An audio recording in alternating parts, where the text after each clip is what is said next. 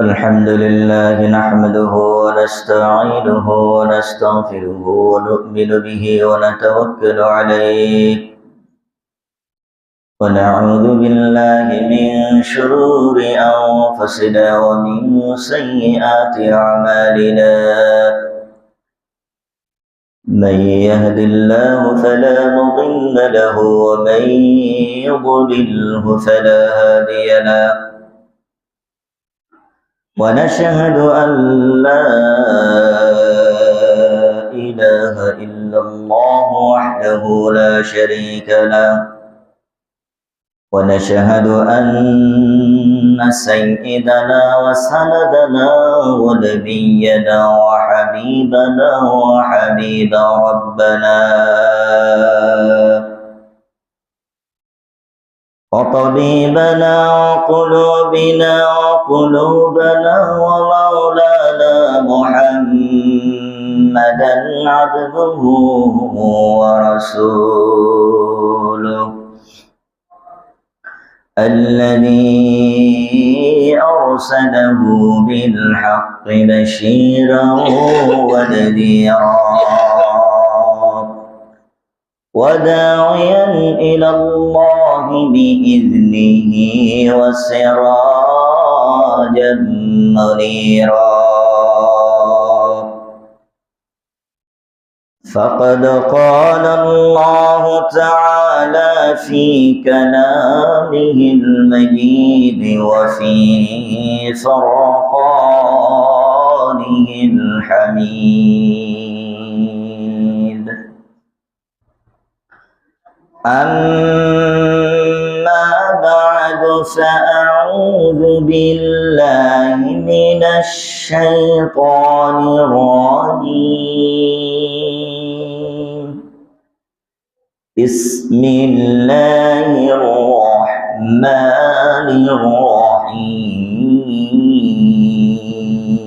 الرحيم قل إن كان آباؤكم وأبناؤكم وإخوانكم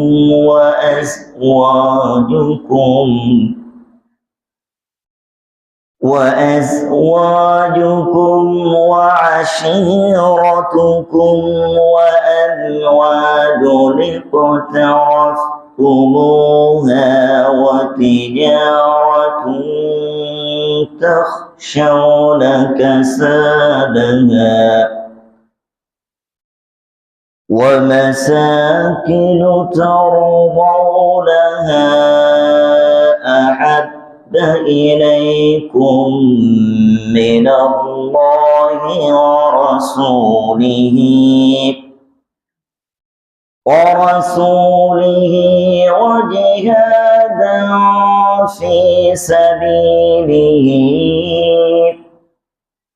وجهاد في سبيله فتربصوا حتى يأتي الله بأمره الآية وقال رسول الله صلى الله عليه وسلم لا يؤمن أحدكم حتى أكون أحب إليه من والده وولده والناس أجمعين أو كما قال عليه الصلاة والسلام وقال تعالى إن الله وملائكته يصلون على النبي يا أيها الذين آمنوا صلوا عليه وسلموا تسليما درود إبراهيم قرئ اللهم صل على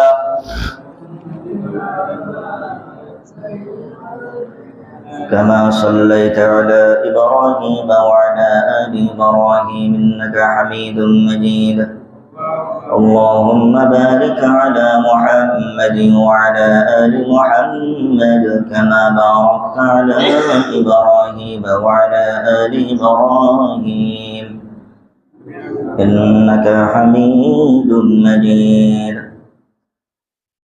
صدق الله المولانا العظيم وصدق رسوله النبي الكريم ونحن على ذلك من الشاهدين والشاكرين والحمد لله رب العالمين. সম্মানিত উপস্থিত দিনদার মুসল্লি কিরাম, আল্লাহ রাব্বুল আলামিনের দরবারে লাখো কোটি শুকর, যিনি আমাদেরকে দুনিয়ার সমস্ত ঝামেলা থেকে মুক্ত করে আল্লাহ তাআলা আমাদের উপর দয়া এবং মায়া করে পৃথিবীর শ্রেষ্ঠ মর্যাদাবান স্থান মসজিদ ঘরে জুমার নামাজ আদায় করার লক্ষ্যে যিনি আমাদেরকে আসার তৌফিক দান করলেন, তিনার প্রতি আমরা জবান খুলে শুকরিয়া জ্ঞাপন করি। সবাই বলেন আলহামদুলিল্লাহ। মুসলমানদের নয়নের স্পন্দন, নয়নের শ্রমণী, তাজেদের মদিনা, হাম্মাদে মদিনা, জিগার কোশে আমিনা, সৈয়দুল মুরসালিন জনাবে মুহাম্মদুর রাসূলুল্লাহ, সবাই বলেন সাল্লাল্লাহু আলাইহি ওয়াসাল্লাম। সম্মানিত উপস্থিতি, এটি হলো রবিউল আউয়াল মাস। রবিউল আউয়াল মাসের প্রায় শেষের পথে। তো রবিউল আউয়াল মাসে আল্লাহ রসুল জন্মগ্রহণ করেছেন, সে বিষয়ের উপর রবিউল আউয়াল মাসে আলোচনা চলতেছিল। আজও ইনশাআল্লাহ যে আয়াতে কারিমা তেলাওয়াত করেছি সূরাত তাওবা থেকে এবং রসুলের অগণিত হাদিস থেকে ছোট্ট একটি হাদিস পাঠ করা হয়েছে। আয়াত এবং হাদিসকে সামনে নিয়ে আলোচনা করা হবে ইনশাআল্লাহ। আল্লাহ রসুল এই মাসে জন্মগ্রহণ করেছেন। বিগত পূর্বে জুমাগুলোতে আল্লাহ রসুল কি বারে জন্মগ্রহণ করেছেন, কত তারিখে জন্মগ্রহণ করেছেন, এর কিছু আলোচনা করা হয়েছে। আল্লাহ রসুলের জন্ম তারিখ আমরা কিভাবে পালন করব, আল্লাহ রসুল কিভাবে পালন করেছেন, সাহাবী কেরাম কিভাবে পালন করেছেন। মুসলমান ভাইরা আমার, এবং আল্লাহ রসুল সাল্লাল্লাহু আলাইহি সাল্লামের জন্ম তারিখ সাহাবী কেরাম কিভাবে পালন করেছেন, পক্ষান্তরে আল্লাহ রসুলকে সাহাবী কেরাম কেমন মহাব্বত করেছেন, ভালোবেসেছেন, এর উপরই মূলত আলোচনা চলতেছিল। সম্মানিত উপস্থিতি, আল্লাহ রাব্বুল আলামিন রব্বে কারীম আল্লাহ রসুলকে কি পরিমাণ আমাদেরকে মহাব্বত করতে হবে, ভালোবাসতে হবে, সে বিষয়ে সরাসরি কোরআনুল কারীমে আল্লাহ তাআলা আমাদেরকে জানায় দিয়েছেন এবং আল্লাহ রসুল তার পবিত্র জবান দিয়ে আমাদেরকে জানায় দিয়েছেন। আমরা আশিকে রসুল দাবি করি, রসুলের প্রেম আমাদের মধ্যে রয়েছেন আমরা দাবি করি, কিন্তু রসুলের আদর্শ, সিরাত, সুন্নাত আমাদের দেহের মধ্যে কিন্তু আমরা উঠাইতে চাই না, মানতে চাই না। মুখে শুধু বলি যে আমরা আল্লাহ রসুলকে অন্তর থেকে মহাব্বত করি, ভালোবাসি, বাস্তবে তা আমাদের মধ্যে দেখা যায় না। কিন্তু সাহাবী কেরাম রাদিয়াল্লাহু তাআলা আনহু তাদের ভালোবাসা আল্লাহ রসুলের প্রতি কেমন ছিলেন, আপনার আমার মতন ধোঁকাবাজি ভালোবাসা সাহাবী কেরামদের মধ্যে ছিলেন না। যখন সাহাবী কেরামদের উপর জিহাদের আয়াত নাজিল হয়েছেন, আল্লাহ রসুলের মাধ্যমে শোনার পর সমস্ত সাহাবী কেরাম মুজাহিদ হয়ে গেছে। আল্লাহ রসুলের মাধ্যমে যখন রব্বে কারীম সুদকে হারাম করা হয়েছে, মদকে হারাম করা হয়েছে, এই আয়াতে কারিমা যখন নাজিল করেছেন, আল্লাহ রসুলের মাধ্যমে যখন সাহাবী কেরামদেরকে জানায় দেওয়া হয়েছে, সঙ্গে সঙ্গে তারা হারামকে বর্জন করেছেন। আল্লাহ রব্বুল আলামিন তার হাবিবের মাধ্যমে কোরআনুল কারীমের আয়াত নাজিল করে সাহাবী কেরামদের ভয় ভীতি প্রদর্শনের আয়াত নাজিল করেছেন। আয়াত পড়ে শোনাও মাত্র আল্লাহ রব্বে কারীম রসুলের সাহাবীরা আল্লাহ রব্বুল আলামিনের মুহাব্বতের রসুল জনাবে মুহাম্মদ রাসূলুল্লাহ, সবাই বলেন সাল্লাল্লাহু আলাইহি সাল্লাম, তার উপর যখন আয়াত নাজিল করেছেন, আল্লাহ রসুল যখন সাহাবী কেরামদেরকে জানায় দিয়েছেন, সব চাইতে তাদের অন্তরের মধ্যে আল্লাহর ভয় সঙ্গে সঙ্গে পয়দা হয়েছে। সম্মানিত ভাইয়েরা, যখন আল্লাহ তাআলা আয়াতে কারিমা নাজিল করে সাহাবী কেরামদেরকে জানায় দিলেন, ওগো আমার বন্ধু, তুমি শুধু সাহাবী কেরামদেরকে না, কিয়ামতের আগ পর্যন্ত যত মানুষ আসবে সকলকে তুমি জানায় দাও, কেননা নবুয়তের দরজা কিয়ামতের আগ পর্যন্ত বন্ধ। তুমি হলে শেষ নবী, আর কোন নবী পাঠানো হবে না। বিধায় তুমি ঘোষণা করে দাও, জানায় দাও,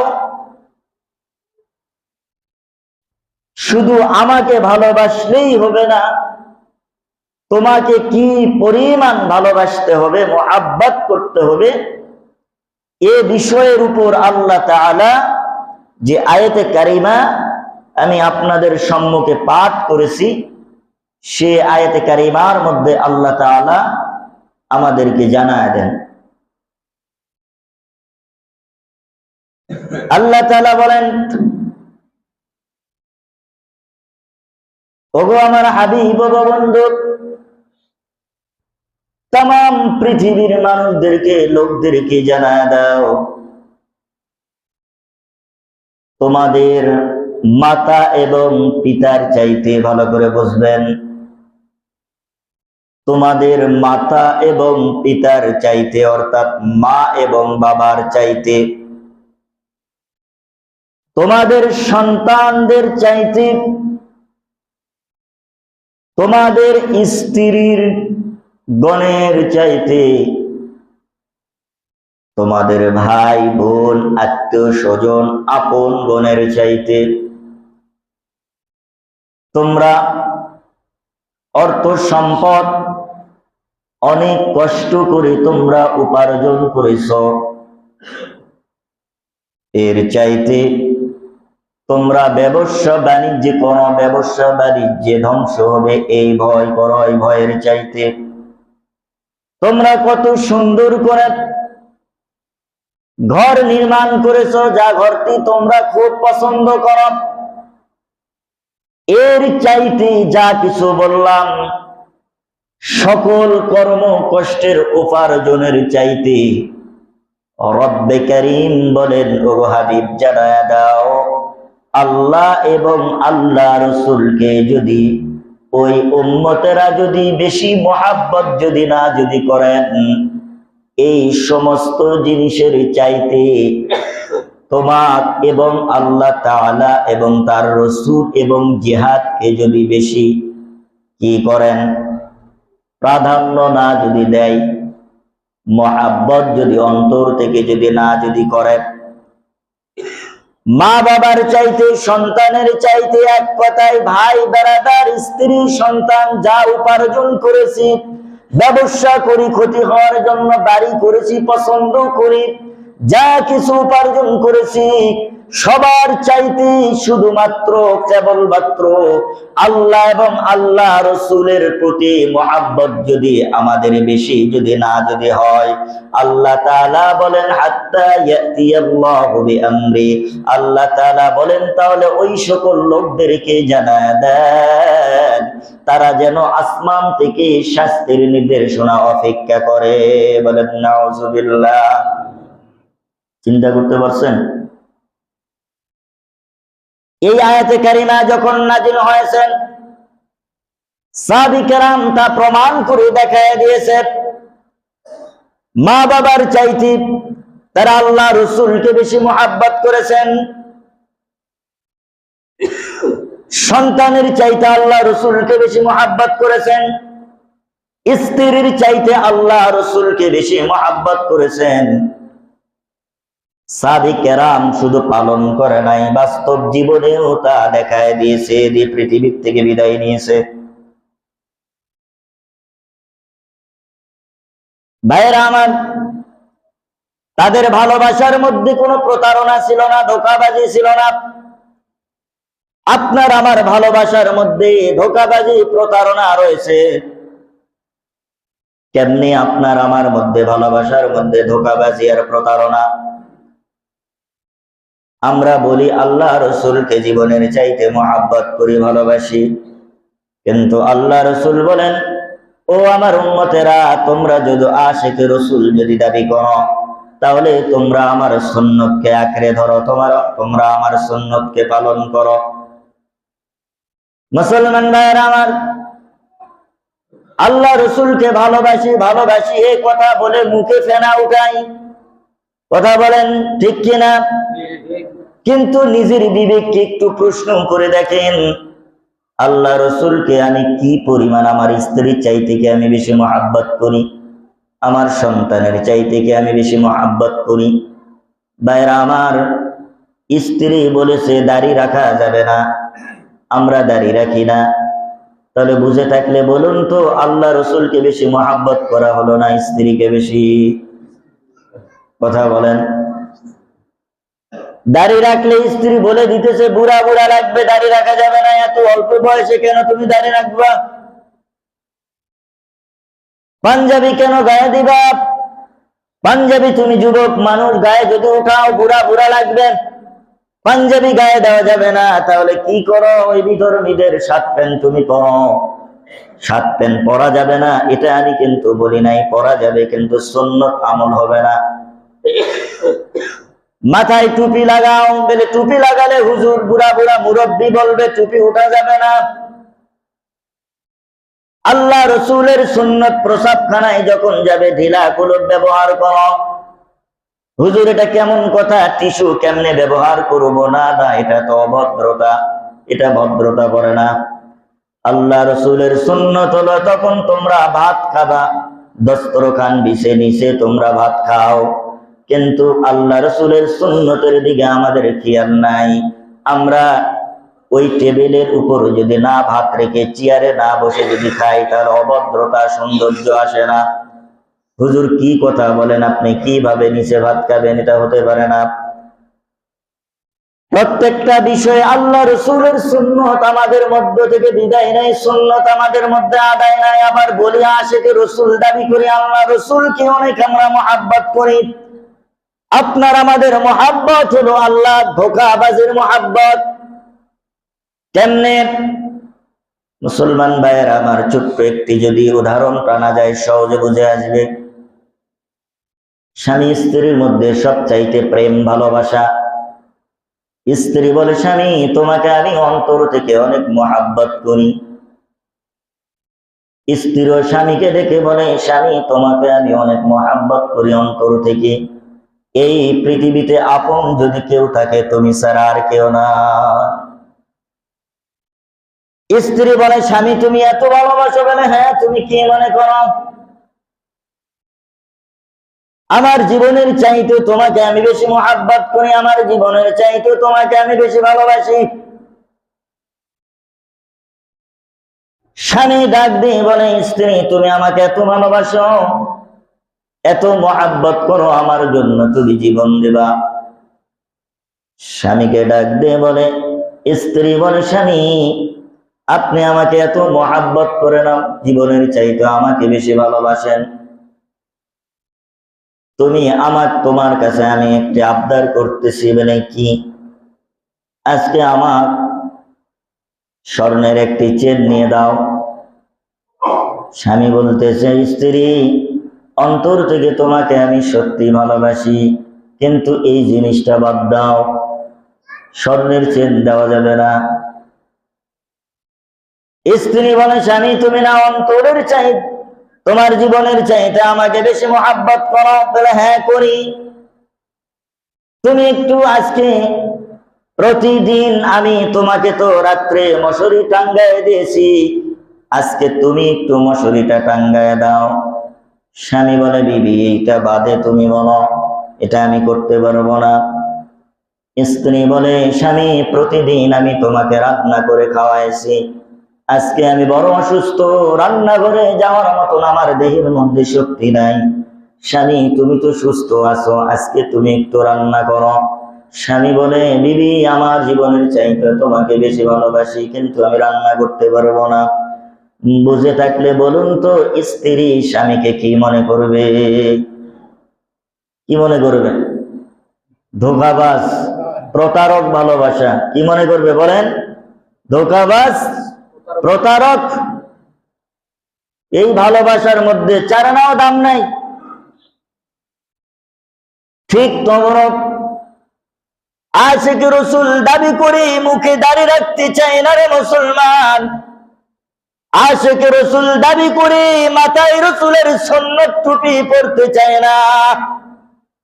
হুজুর আমি আশিক রসুল যদি বলা হয় তুমি পাঞ্জাবি পরো, হুজুর না না এটা বাদ দে বলন। হুজুর আমি আশিক রসুল, রসুলের সুন্নত দস্তরখান বিছায় ভাত খাওয়া লাগে, হুজুর এটি বাদে বলেন। ও মুসলমান, যদি বলা হয় তুমি না আশিক রসুল দাবি করো, ওই রসুলের চরিত্র নিয়ে যারা ব্লগারেরা লেখালেখি করে, নাস্তিকেরা লেখালেখি করে, ওই ডাক দিয়েছে তাদের বিরুদ্ধে মাঠে নামতে হবে। চলো বলে, হুজুর ওই জায়গা গেলে তো জীবন দেওয়া লাগতে পারে, অথবা জেলখানায় যাইতে লাগতে পারে। হুজুর আমি জেলও কাটতে পারবো না, জীবনও দিতে পারবো না, কিন্তু আমি রসুলের আশিক রসুল দাবি করি। এ মুসলমান, স্ত্রী স্বামীর মধ্যে যেমন ভালোবাসার মধ্যে প্রতারণা, ধোঁকাবাজ। ও মুসলমান, বুঝে থাকলে ভালো করে চিন্তা করে বুঝবেন। ওই সমস্ত মানুষ যারা বলে আমরা আশিক রসুল, কিন্তু রসুলের সুন্নত মানতে চায় না, রসুলকে নিয়ে কটূক্তি করা হয়, মাঠে নামতে চায় না, ওরাও এমন রসুলের সাথে প্রেম ভালোবাসা, তাদের হলো ধোঁকাবাজ আর প্রতারণা। কথা বলেন ঠিক কিনা? এরকম হাজার হাজার মানুষ আছে না নাই?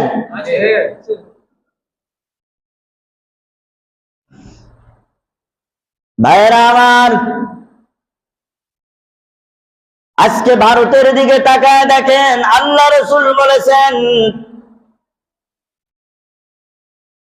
আল্লাহ রসুলের চরিত্র নিয়ে যদি কেউ লেখালেখি করে, আল্লাহ রসুলকে নিয়ে যদি কেউ কটূক্তি করে, পৃথিবীর জমিনে একমাত্র তার শাস্তি হলো মৃত্যুদণ্ড। কি কথা বলেন?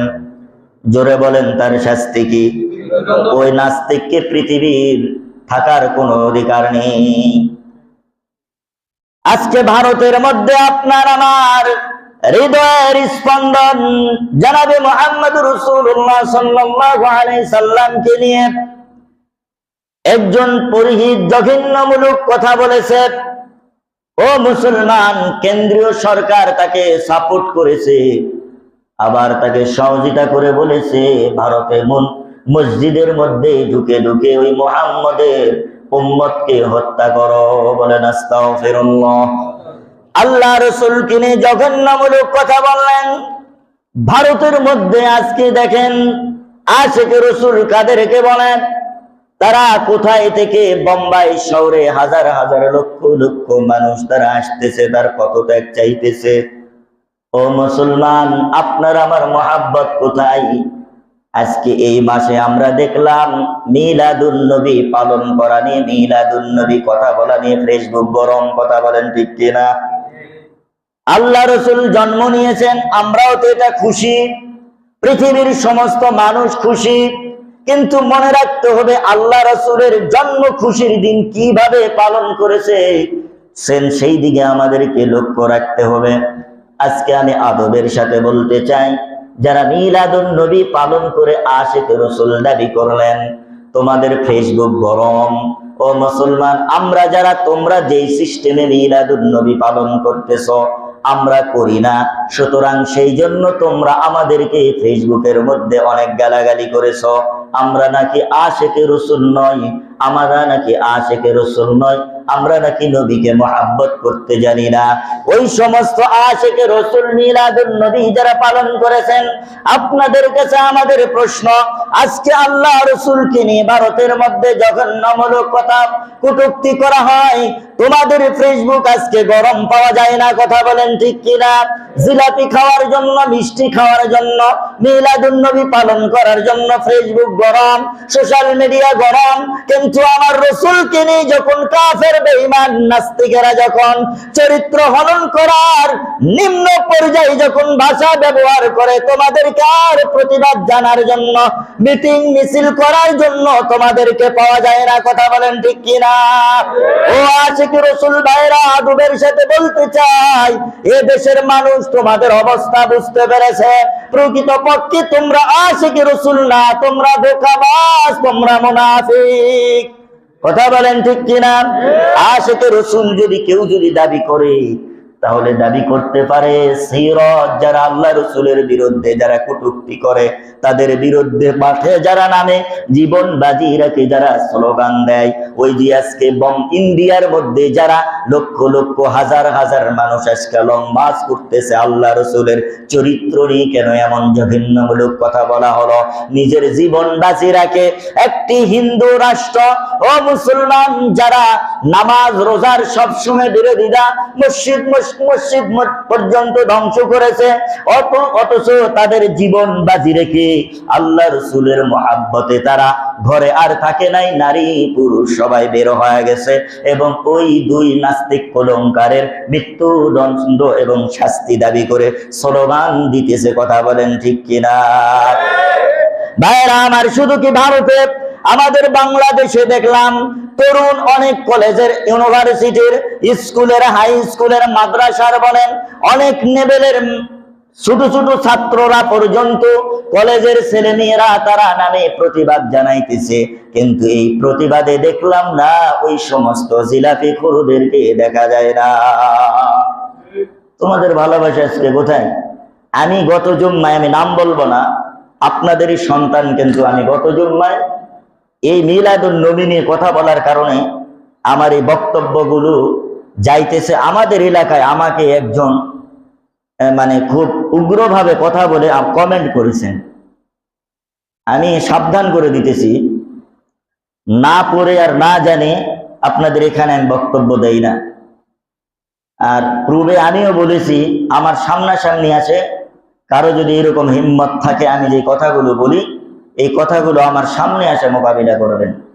কিন্তু আজকে সতর্ক করে দিলাম, বাইপোস কোনো কথাবার্তা, তুমি একজন প্রসাব করে কিভাবে কুলুপ নেই এটা তো তুমি জানো না, তোমার মুখে তো দাঁড়িয়েও নাই, তুমি তো প্যান্ট শার্ট পরো, তুমি আমাকে নিয়ে কথা বলবে, এই দুঃসাহস তোমাকে কে দিয়েছে? আপনাদের যাদের সন্তান এরকম আছে, ওদেরকে ভালো করেন, বোঝান, ইসলামের পক্ষে আনেন। আল্লাহ তাআলা আমাদের সকলকে সহি কথাগুলো বোঝার তৌফিক দান করেন। সবাই বলেন আল্লাহুম্মা আমিন।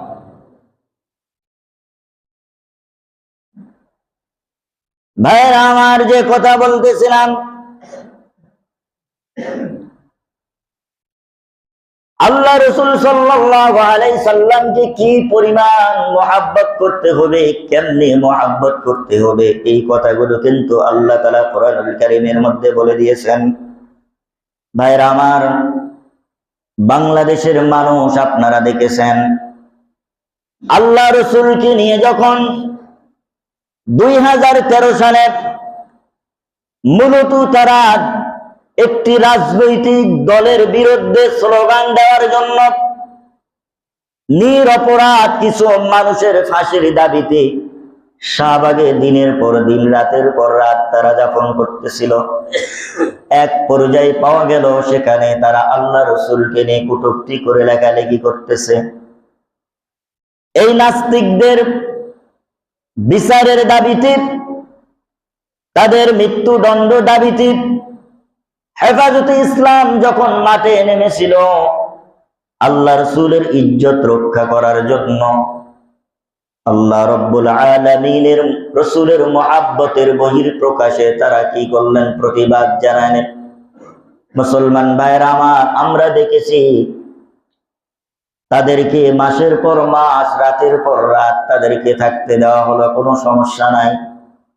কিন্তু একটি রাত হেফাজতে ইসলামের নবী প্রেমিক নামাজরত তাহাজ্জুদ পড়তেছিলেন, কেউ জিকির করতেছিলেন। আমরা দেখেছি পৃথিবীর মধ্যে এমন তাণ্ডব কোন দেশে হয়েছে কিনা আমাদের জানা নাই, কিন্তু বাংলাদেশে দ্বিতীয় বৃহত্তম মুসলিম দেশে আমরা কি দেখলাম? মানুষগুলো আল্লাহ রব্বুল আলামিনের জিকির করতেছে, তাহাজ্জুদ পড়তেছে, নামাজ পড়তেছে, ইবাদত বندگی করতেছে, কেউ ঘুমিয়ে পড়েছে। এমন অবস্থায় এ দেশের অতি উৎসাহিত কিছু সন্ত্রাস হেলমেট বাহিনী প্রশাসনেরা এমন অপারেশন করলো, নামাজ অবস্থায় নবী প্রেমিককে শহীদ করে দিয়েছে। কথা বলেন ঠিক কিনা? ভাইরা আমার, অনেক মানুষ এখনো পর্যন্ত আহত, কারো হাত নাই, কারো পা নাই, কারো চোখ নাই। মুসলমান ভাইরা আমার, কত মানুষ আমার চোখের সামনে আমি দেখেছি, আমিও সেদিন তো ছিলাম। আমার চোখের সামনে আমি দেখেছি একজন মানুষের বুকে গুলি লাগলে কিভাবে পৃথিবীর থেকে বিদায় নেয়, না দেখলে বুঝতে পারবেন না। আন্দোলনে প্র্যাকটিক্যাল না গেলে বুঝতে পারবেন না আমাদের দেশের প্রশাসনের চরিত্র কি। সব প্রশাসন কিন্তু না, ভালো তো অবশ্যই আছে। এমন এমন প্রশাসন, আমরা দাড়ি টুপি আছে বিধায় আমাদেরকে যারও সন্তান বলে গালি দেওয়া হয়েছে। আমি একসময় চতুর্দিক দিয়ে আমি কিন্তু এটাকে করেছিলাম, চতুর্দিক দিয়ে পুলিশ ঘেরাও করে নিয়েছিলেন। আপনারা জানেন আল্লাহ তাআলা হয়তো বা আমার হায়াত রেখেছেন, আল্লাহ তাআলা আবার আপনাদের মাঝে আমাদেরকে আমাকে ফিরিয়ে দিয়েছে। কিন্তু কত ভাই দেখলাম শহীদ হল। ভাইয়েরা আমার, এই নাস্তিকদের বিরুদ্ধে আন্দোলন ছিল নবীর ইজ্জত রক্ষা করার জন্য। সংসদের মধ্যে দাঁড়িয়ে আমাদের দেশের নামও তো বলতে মনটা চাই না, না বললে তো অনেকে আবার বুঝতেও পারবেন না। ফাঁসিবাদী খুনি হাসিনা সংসদের মধ্যে দাঁড়িয়ে বললেন যে হেফাজতে ইসলামেরা নাকি রং মাখে ছিল। বলেন আস্তাগফিরুল্লাহ, হেফাজতে ইসলাম নাকি কি করেছিলেন? রং মাখেছিলেন। চিন্তা করতে পারছেন? আজকে ওই সমস্ত প্রশাসনগুলো কোথায় যারা আমাদেরকে হাতের মধ্যে কি পরেছিল বলেন? হ্যান্ডকাপ, কোমরের মধ্যে রশি।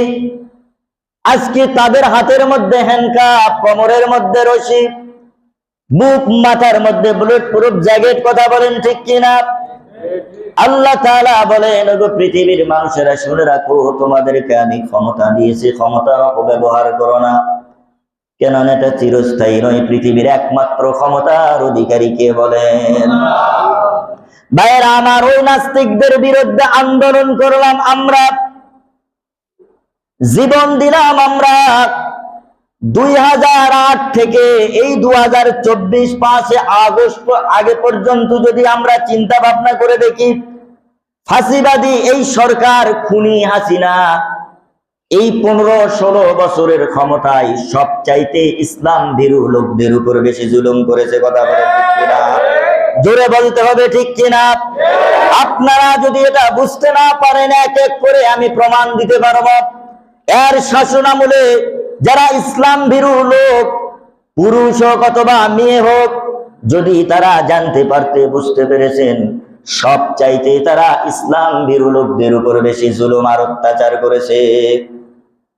ভাইরা আমার, মুসলমান ভাইরা আমার, হেফাজতে ইসলামে নাস্তিক বিরোধী আন্দোলনে আমরা দিলাম জীবন, আমরা জেল জুলুমের শিকার হলাম। মুসলমান ভাইরা আমার, 13 সালের পর আমরা দেখেছি কত নিরপরাধ মানুষগুলোকে ফাঁসির কাস্টে ঝুলানো হয়েছে, কোনো অপরাধ নাই, শুধু ইসলাম কায়েম করার চেষ্টা করে, ইসলাম তাদের অন্তরের মধ্যে লালিত রসুলের আদর্শ বাস্তবায়ন করতে চায়, এটাই তাদের অপরাধ। সুতরাং সেজন্য নিরপরাধ মানুষগুলোকে অন্যায়ভাবে মিথ্যা মামলায় দিয়ে, ফাঁসি দিয়ে পৃথিবীর থেকে জীবন্ত মানুষকে শহীদ করেছে, হত্যা করে ফেলেছে। কথা বলেন ঠিক কিনা ভাইরা আমার? এরপর আমরা কি দেখলাম? ভার্সিটির মধ্যে ইসলাম নিষিদ্ধ করা হলো, কোরআন তেলাওয়াত নিষিদ্ধ করা হলো। ও মুসলমান, এক পর্যায়ে আমরা দেখলাম কি তাফসীর মাহফিল গুলোতে 144 ধারা জারি করা হলো। ও মুসলমান, যেই সমস্ত উলামায়ে কেরাম হকের উপর অটল, তাদের লিস্ট করা হলো, তাদেরকে তাফসীর মাহফিল করতে দেওয়া হলো না। কথা বলেন ঠিক কিনা? ও মুসলমান, এভাবে মসজিদে কি করা হলো? মসজিদে পর্যন্ত তালা ঝোলানো হলো। মুসলমান ভাইরা আমার, এগুলো কি মিথ্যা না সত্য? কথা বলেন ভাইরা আমার। এরপর আমরা কি দেখলাম? 2013 থেকে 14, 15, 16 সালে যৌথ বাহিনীর অভিযানে কত ইসলাম বিরোধী মানুষদেরকে হত্যা করলো, গুম করলো, খুন করেছে। ও মুসলমান, আমাদের কাছে নিউজ আছে, ওরা বাড়িতে তাণ্ডব চালাইতে যায়, আহারে কত মা বোনের ইজ্জত পর্যন্ত তারা লুণ্ঠন করেছে। ভাইরা আমার, তাদের বাড়িঘর গুলো বুলডোজার দিয়ে ভেঙে দেওয়া হলো। ও মুসলমান ভাইরা আমার, এরপর 21-এও আমরা রক্ত দিলাম। কথা বলেন ঠিক কিনা? 21-এ কিন্তু আলেম ওলামা রক্ত দিল মোদী বিরোধী আন্দোলনে। ও মুসলমান, ভালো করে বুঝতে হবে, 24-এ আসেন, 24-এর ইতিহাস যদি তালাশ করেন, সব চাইতে যারা শহীদ হয়েছে তারা সবাই হলো ইসলাম বিরোধী বেশি পাওয়া যাবে। কথা বলেন ঠিক কিনা মুসলমান ভাইরা আমার? 24-এ এসেও যারা গণ অভ্যুত্থানে স্বৈরা শাসক ফাঁসিবাদী শেখ হাসিনা এ দেশ থেকে বিতাড়িত হয়েছে, যারা জীবন দিল, যারা জীবন দিয়েছে, তাদের খোঁজ নিয়ে দেখেন, বেশিরভাগই তারা হবে ইসলাম বিরোধী। ভাইরা আমার, যারা জেলখানা, যারা এরকম ক্ষত বিক্ষত নিয়ে হসপিটালে আছে, তাদেরকে যায় খোঁজ করেন, তাদেরকে প্রশ্ন করেন, দেখবেন তারাও বেশিরভাগ তাদের অন্তরের মধ্যে ইসলাম লালিত করতেছে। কথা বলেন ঠিক কিনা?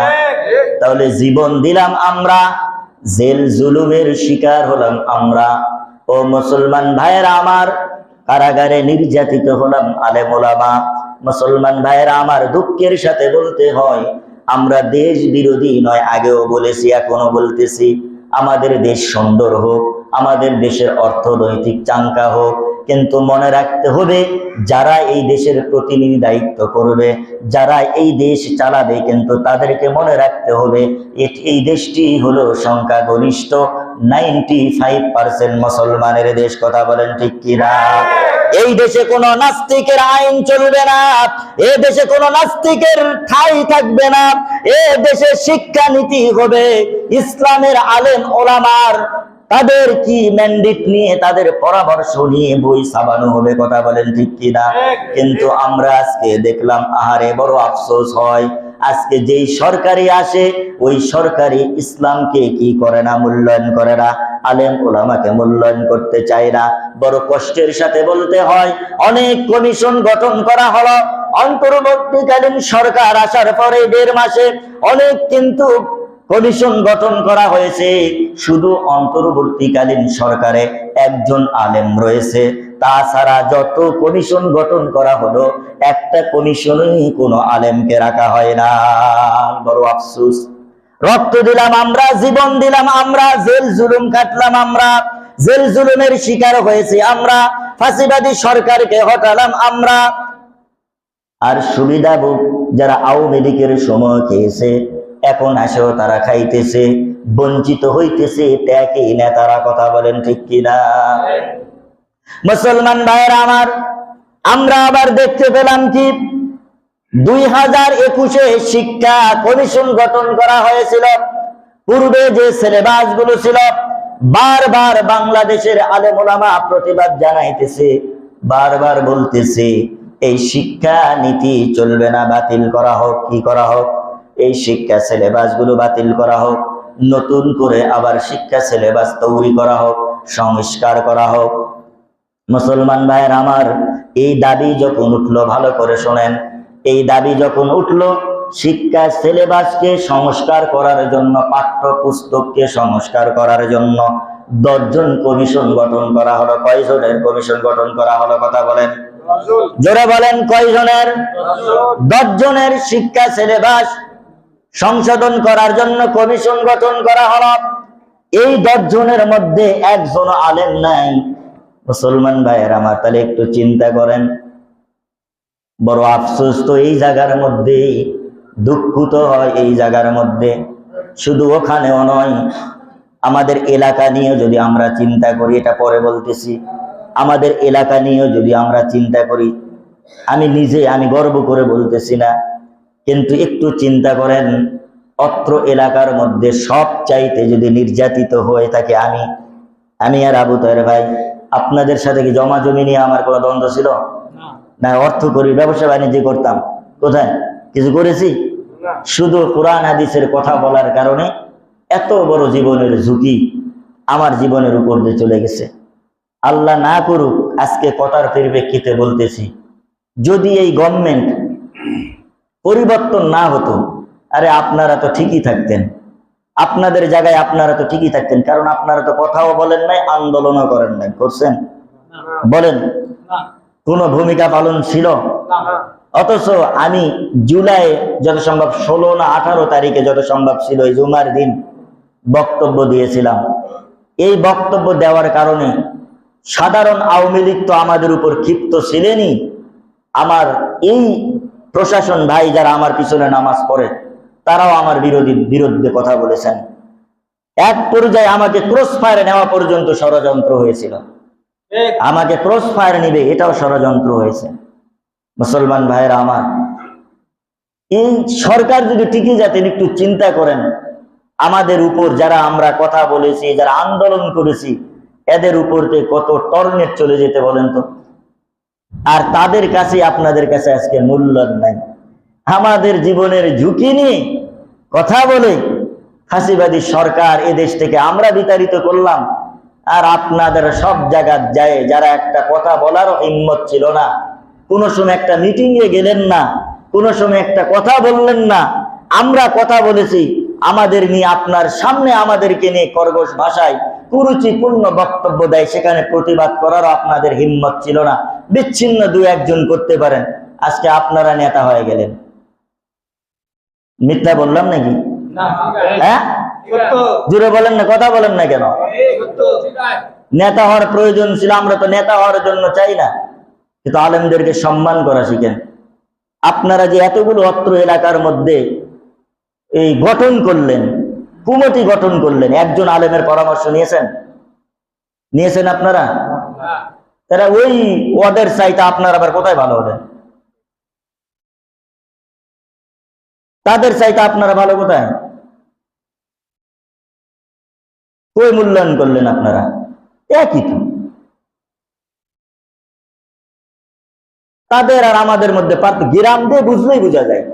গ্রামে যেই রকম আপনারা আমাদেরকে মূল্যায়ন করতে চান না, শুধু পিছনে নামাজ পড়েন, এখন হুজুরকে দেখলে সালাম না দিলে কেমন দেখা যায়, এটা হুজুর আসছে চেয়ারটা ছেড়ে না দিলে কেমন হয়, এটা হলো মৌখিক ভালোবাসা, অন্তর থেকে নয়। কথা বলেন ঠিক কিনা?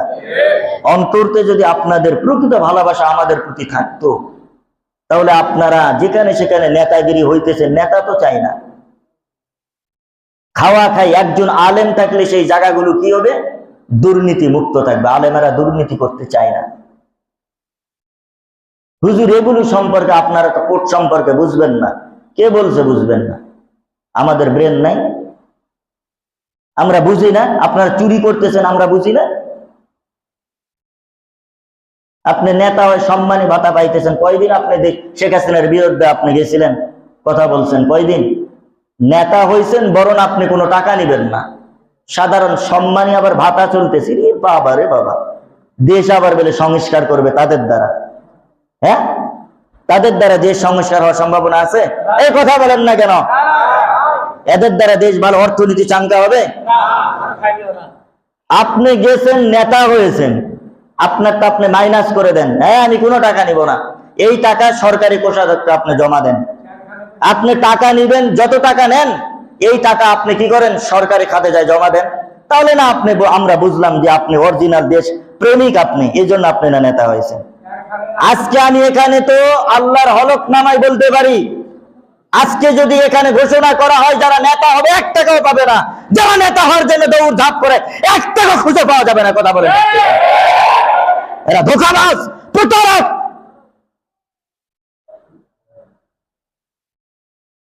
আমার গ্রাম নিয়ে আমি বললাম, বাস্তব যেটা আমি দেখেছি বাস্তব তুলে ধরলাম। এরকম সব জায়গায় আলেমদের সম্মান মৌখিক, কথা বলেন কোথায়? মৌখিক। কিন্তু শহরে অনেক জায়গায় হইতেছে ওলামায়ে কেরামকে অনেক অনেক জায়গায় যারা বোঝে পর্যাপ্ত সম্মান করতেছে। আরে শেখ হাসিনার বিরুদ্ধে সবচাইতে যদি কঠিন ভূমিকা নেয় এই মসজিদের মেম্বার ওলামায়ে কেরাম ভূমিকা নিয়েছে। কথা বলে ঠিক কিনা? আপনার মতন দাড়ি কামানাওয়ালা গাড়ি প্রস্রাব করে দেয়, তাদের ভূমিকা এই ওলামায়ে কেরামের যারা পরিমাণ আপনাদের ভূমিকা ছিল না তাদের সাথে। কথা বলে ঠিক কিনা? তাদেরকে মাইনাস করে দেশ চালাতে চান, তাদেরকে মাইনাস করে শিক্ষানীতি কমিশন গঠন করতে চান, এ দেশ চলতে পারবে না। আলেমদেরকে মাইনাস করে, ইসলামকে মাইনাস করে যারা এরকম ফর্মুলা হাতে নিবে, পূর্বে তাদের যে অবস্থা হয়েছে ভবিষ্যতে হবে ইনশাআল্লাহ। কথা বলেন ঠিক কিনা? আজকে তোমাদেরকে এই দেশের মানুষেরা নেতা বানায়ছে, তোমরা কেউ ছিল বিদেশে। কথা বলেন ঠিক কিনা? আজকে বুঝতে হবে যে কথা আমি বলতেছিলাম, শোনেন, এতগুলো কথা আসলেন, আমার ভাইরা অনেকে এখানে আছেন, মন খারাপ করবেন, হুজুর এই কথাটা বলা মনে ঠিক হয় নাই, কিন্তু যা একটু চিন্তা করবেন, একটু চিন্তা করবেন কথাটা বাস্তব না অবাস্তব। আমার জীবনের উপর দিয়ে যে ঝুঁকি গিয়েছে একটা বলতে পারবেন না এই ঝুঁকি আপনাদের গিয়েছে, আপনাদের জীবনের উপর দিয়ে। দাঁড়ে বলেন তো দেখি, বলেন কার হিম্মত আছে বলেন তো? আন্দোলনে পর্যন্ত আপনাদেরকে দেখি নাই, অনেকে আন্দোলনের বিরোধিতা করেছেন, আর আমরা 2013 সালে আন্দোলনে ছিলাম, প্রত্যেকটা আন্দোলনে আমরা ছিলাম, এবং মসজিদ পর্যন্ত 2008 থেকে এই পর্যন্ত কোনদিন আওয়ামী লীগের সাথে আপনাদের অনেক আমাদের কাছে নিউজ আছে আঘাত করে চলেছেন। আমি আব্দুল মুমিন আল্লাহর কসম করে বলতে পারি, কোন আওয়ামী লীগের সাথে 1 মিনিটের জন্য আঘাত করে জীবন বাঁচানোর জন্য আমি চলিনি। কথা আপনারা চলেছেন, এর প্রমাণ আছে। আপনারা নেতা হয়েছেন, আমরা দুঃখ নাই, কিন্তু ভালো করে চালান, দেশটা সুন্দর করেন, দেশটা ভালো করেন। এই দেশে কিছু নাই, অর্থ সম্পদ চাঙ্গা করেন।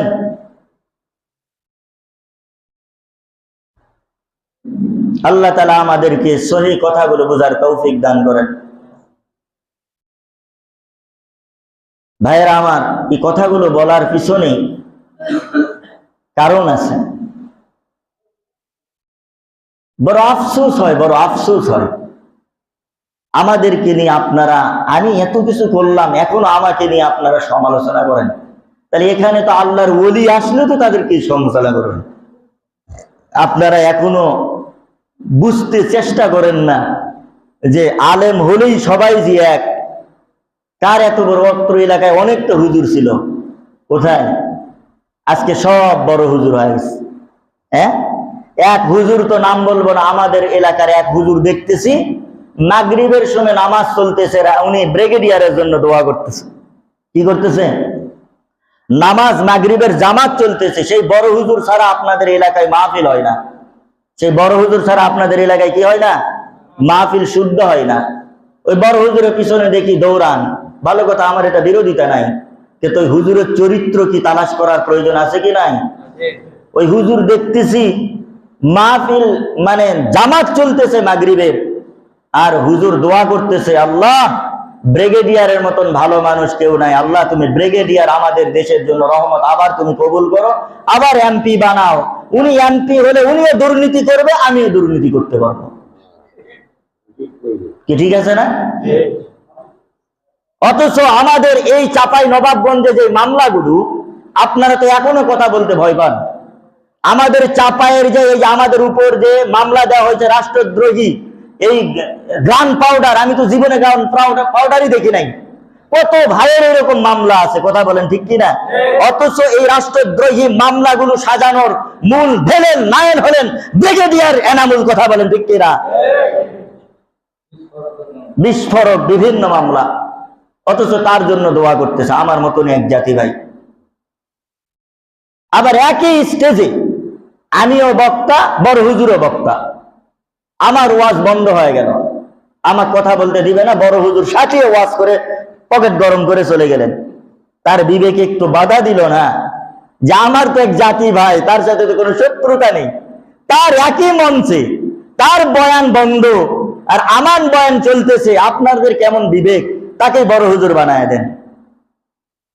ওই রকম ওয়াজ করতে পারলে আমি মমিন। অনেক আমার অফার আসছিল, আওয়ামী লীগ আমাকে মাথাত করে নিয়ে নাচতো। কি করতো? কথা বলেন না কেন? আওয়ামী লীগ মাথায় করে নিয়ে নাচতো। আমার সাথে কম্প্রোমাইজ করার জন্য আমার কাছে অনেক আসছে। আমি যে জুলুমের শিকার হয়েছি আপনাদের অত্র এলাকায়, এরকম কোন আলেম হয়েছে কিনা আমার জানা নাই। এই অত্র এলাকার মধ্যে বলতেছি, আমি বাইরে না, আমাদের গ্রামগঞ্জের কথা বলি। এজন্য আমার ব্যাপারে আমাকে নিয়ে অন্যভাবে কথা বলবেন। আমার ব্যাপারে কথা বলতে হলে ভাবে চিনতে বলবেন। বারবার বলতেছি, অন্য হুজুরের মতন তেল তেলা সোয়াবিন মার্কা হুজুর আমি না, এটা মনে রাখবেন। সর্বশেষ কথা, গতকাল না তার আগা দিন আপনাদেরকে এখন কিন্তু প্রতিবাদ করতে হবে। যারা এরকম আলেমের বিরুদ্ধে ভূমিকা নিবে ওখানে প্রতিবাদ করবেন, আর মেও হয়ে থাকার সময় নাই, কথা বলেন ঠিক কিনা? গতকাল না 2 দিন আগে যেহেতু বৃষ্টি হচ্ছে, যাওয়া যাবে না, নামাজ হবে ইনশাল্লাহ। তো 2 দিন না 3 দিন আগে আতাউর ভাইয়ের বাবা কয়দিন হলো মারা গেল? 3 দিন না? সেদিন আমি কর্মের ফল বুঝাতে যায় স্বৈরা শাসক এই খুনি হাসিনার কিছু ঘটনা বাস্তব তুলে ধরেছিলাম। আমি এইদিকে বক্তব্য দিয়েছি, আর ওইদিকে জালেমেরা, ওই শেখ হাসিনার লোকেরা আমার বিরুদ্ধে কথা বলতেছে যে এটা নাকি রাজনৈতিক করার জায়গা। আর আপনারা শুনে আমাকে আসাবার পরে বলতেছেন এখনো প্রতিবাদ করার হিম্মত নাই। এটা আপনাদের আলেমদের প্রতি মহব্বত হলো? একজন আলেমকে নিয়ে ব্যাকগ্রাউন্ড কথা বলতেছে, আরে সেখানে হোক না কেন একজন মানুষ মারা গেছে, সেখানে হোক না কেন একজন পুকুরের মধ্যে যদি আলেমকে নিয়ে কথা বলে, আল্লাহ রসুলের চরিত্র নিয়ে কথা বলে, সেখানে ইমানদারদের অ্যাকশন সেখানে অব্যাহত থাকবে, কথা বলেন ঠিক কিনা? এখনো কিসের ভয়? ও তো বাঁচে গেছে যে আমার সামনে আমি তার কানে শুনতে পারি নাই।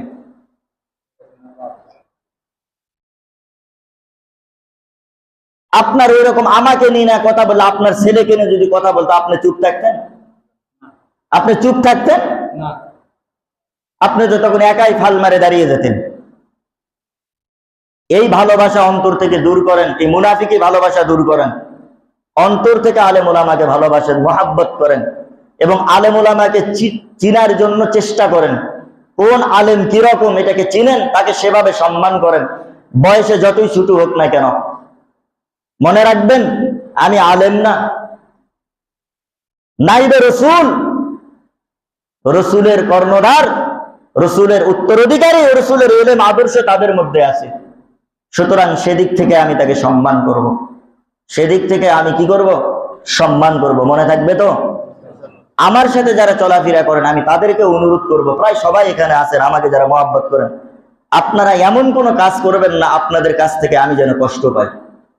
কেননা খুব জুলুমের শিকার হয়েছি, আর কষ্ট দেন না।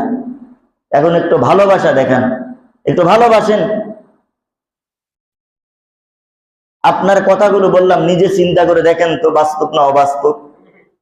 আজকে এই স্বৈরা শাসক যদি থাকতেন এই মেম্বারে আমার কথা বলা আপনারা শুনতে পারতেন না। যে সৃজনশীল হয়েছিলেন, সে সৃজনশীল এখানে দাঁড় হয়েছিল। বাড়িতে তো এই অবস্থা, আমার বাড়িতে যায় 5 দিন আমি আত্মগোপনে ছিলাম, বাইরে বাড়িতে বাইরে এরকম। কোথায় আমাদের শান্তি? আপনারা তো ঠিকই থেকেছে। এখন আছে সব হুজুর নাকি একই, বড় হুজুরও একই, ছোট হুজুরও একই, মাজা হুজুরও একই, বাটা হুজুরও একই। ওই সময় কই গেছিল হুজুরেরা? আল্লাহ তাআলা আমাদের বুঝার তৌফিক দান করুন। সবাই বলেন আল্লাহুম্মা আমিন। পরিশেষে যে কথাগুলো এত বলার পিছনে, এই যে কমিশন যে গঠন করা হয়েছে, এই কমিশনের মধ্যে 2 জন নাস্তিক ঢুকানো হয়েছে। কয়জন? জোরে বলেন। পাঠ্যপুস্তক সংস্কার করার জন্য 10 জন যে ক্যাবিনেট তৈরি করলেন, এই 10 জনের মধ্যে 2 জন নাস্তিক। কি? ওই শাহবাগীরা তারা। একজন কামরুল হাসান, উনি হলেন কুরবানি বিরোধিতা। এদেশে কুরবানি কেন হবে? রসুলকে নিয়ে অনেকগুলো কটূক্তি করেছেন, ইসলামকে নিয়ে কটূক্তি করেছেন। ওনাকে দিছে পাঠ্য বই সংস্কার করার জন্য। দ্বিতীয় নম্বর হলেন সাবিনা লুৎফা, একজন মেয়ে, যা আমরা শুরুর থেকে প্রতিবাদ জানাই চেয়েছিলাম যে সমকামিতা আমাদের উপর দিয়ে চাপায় দিতে চায়, এই সমকামিতার পক্ষে সেই সাবিনা লুৎফা এক মেয়ে। তাদেরকে দিয়েছে নাকি পাঠ্য পুস্তক সংস্কার করার দায়িত্ব। আহারে, এটা তো মনে পড়ে বাঘে বকরি আদি দেওয়ার মতন হয়েছে। বাঘকে কি আদি দেওয়া? কথা বলেন না কেন? বকরি আদি দেওয়া। তাহলে আপনারাই বলেন, এদের কাছ থেকে কি ভালো কিছু আশা করা যায়?